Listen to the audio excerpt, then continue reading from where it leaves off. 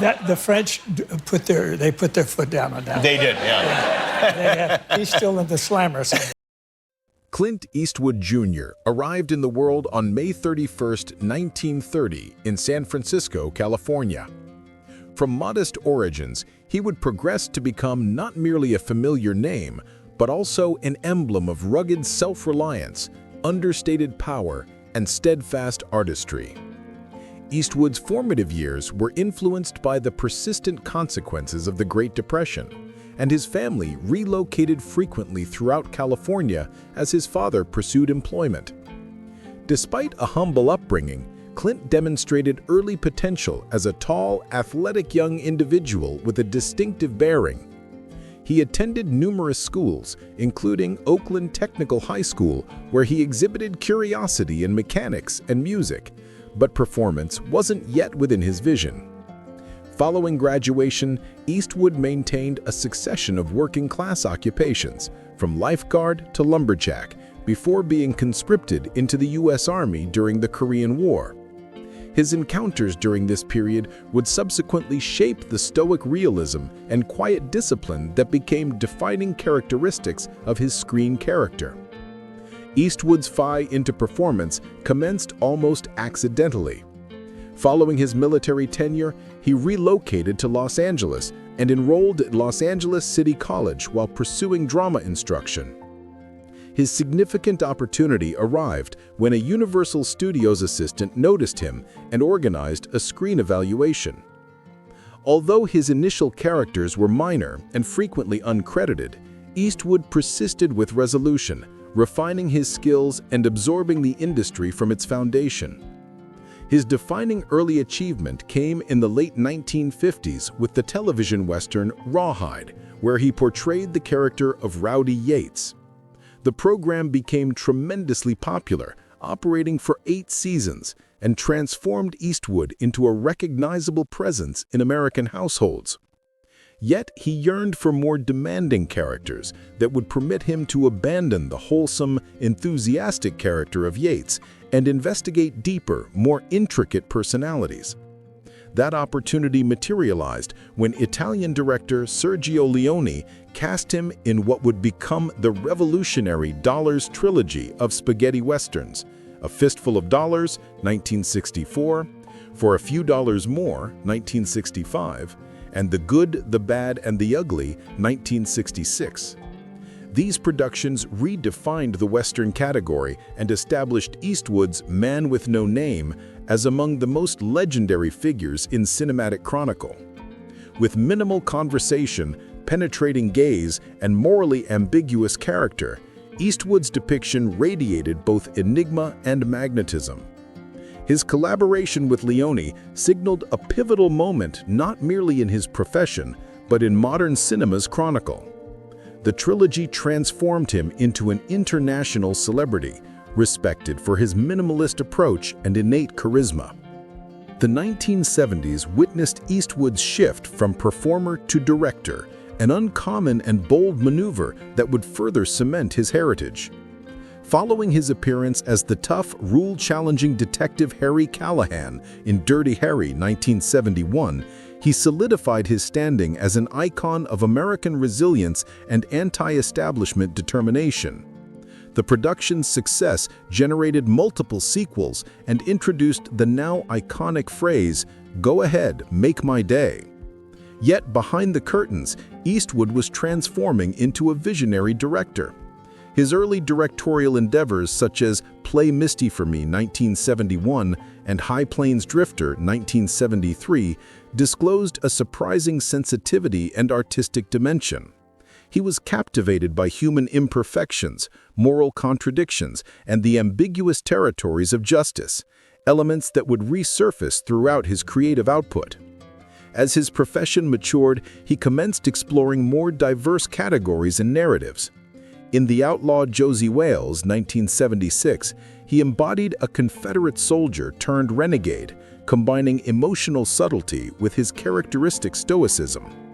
The production became a critical triumph and remains among his most cherished works. In the 1980s, he continued to expand his directorial expression with productions like Bronco Billy 1980, Honky Tonk Man 1982, and Pale Raider 1985, exhibiting his developing sophistication as both narrator and artisan. Nevertheless, the 1990s crowned him with artistic permanence. His 1992 masterwork, Unforgiven, a somber, introspective revision of the Western category, claimed 4 Academy Awards, including Best Picture and Best Director for Eastwood.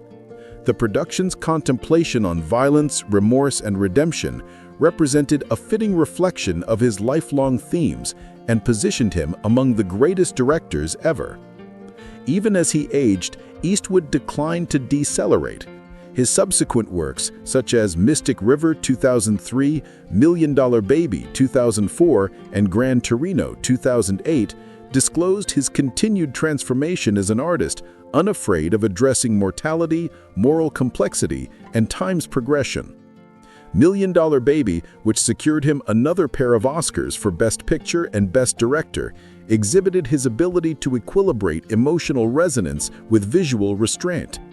In Gran Torino, he provided one of his most poignant interpretations, embodying the archetype of the weathered yet compassionate individual pursuing redemption. Beyond filmmaking, Eastwood also served as mayor of Carmel by the Sea, California, from 1986 to 1988, demonstrating his commitment to civic life and his aspiration to transcend Hollywood celebrity. Eastwood's complex personal journey. Clint Eastwood's personal life has proven as captivating and complex as his legendary film career, and substantial portions of that story are reflected through his 2 marriages, first to Maggie Johnson and subsequently to Dina Ruiz. Each union represents a separate segment in Eastwood's evolution, both as an individual and as an artist, developing across decades of Hollywood hochrony. To materialize. The two wed in 1953, long before Eastwood became a familiar name. During that period, he remained a struggling performer, working miscellaneous occupations and accepting minor parts in B-movies while aspiring toward achievement. Maggie remained beside him through those uncertain years, providing quiet stability as he maneuvered the unpredictable early phases of his profession. She observed his transformation from an unknown contract performer at Universal Pictures to the breakout television personality of Rawhide in the late 1950s and early 1960s, and subsequently into the internationally renowned cinema icon who redefined the Western category through the Dollars trilogy and Hang 'em High. Despite the extended duration of their marriage, over 3 decades, Eastwood and Johnson's connection was far from traditional.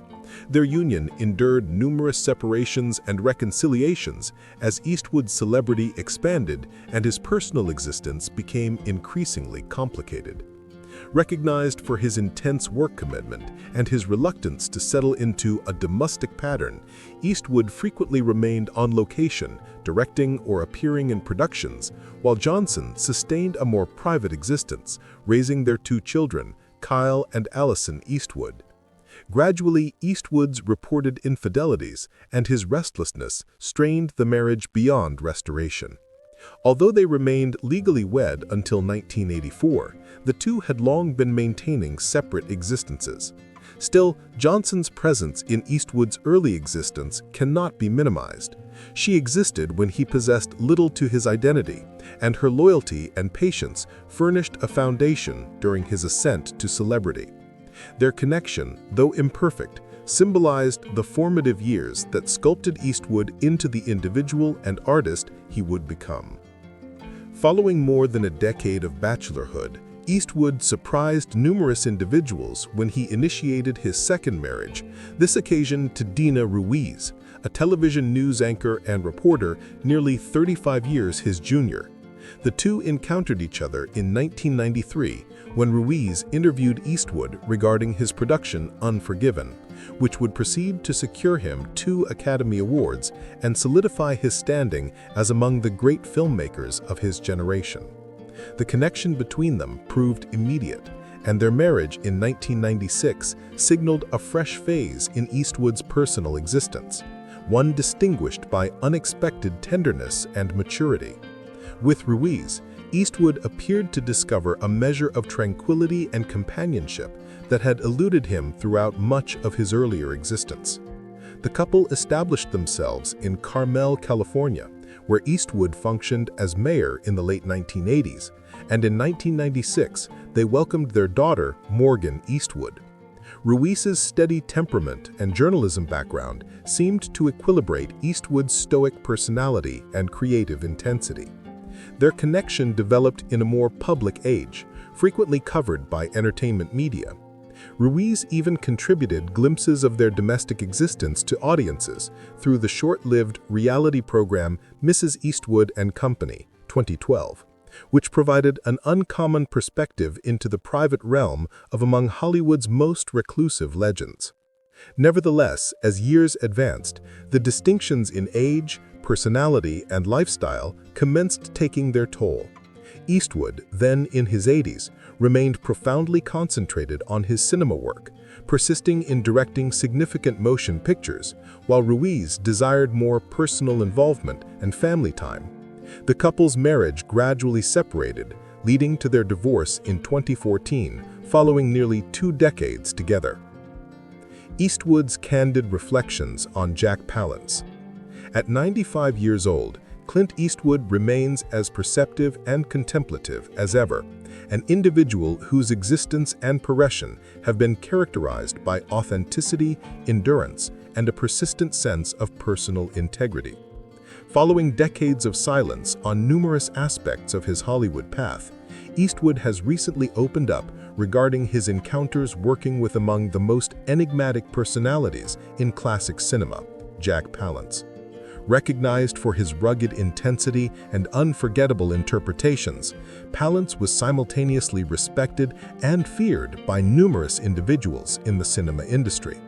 For the first occasion, Eastwood has determined to convey his frank outlook on their connection, their time together on set, and what he genuinely thought of the individual behind the menacing screen character. When I initially encountered Jack, I didn't entirely understand what to expect. He possessed this reputation, tough as iron, unpredictable, and constantly ready to deviate from script if he sensed something wasn't right. But once you penetrated that intimidating exterior, you found an individual who regarded his craft with utmost seriousness. He didn't portray characters, he transformed into them. Eastwood's respect for Palance's determination proves unmistakable. Both individuals originated from a period when performers didn't depend on special effects or studio tricks. They depended on presence, authenticity, and genuine talent. For Eastwood, Palance embodied those characteristics to perfection. Eastwood recalled one memorable encounter early in their progressions that created a lasting impression. Jack represented the manner of individual who'd enter a room and everything just stopped. You experienced his energy instantly. He didn't need verbal expression. I remember once on a set in the 1950s, he observed me and said, "Kid, never fabricate fear. Either experience it or don't execute the scene." That remained with me throughout my entire life. Those statements, Eastwood acknowledged, influenced his complete approach to performance and direction.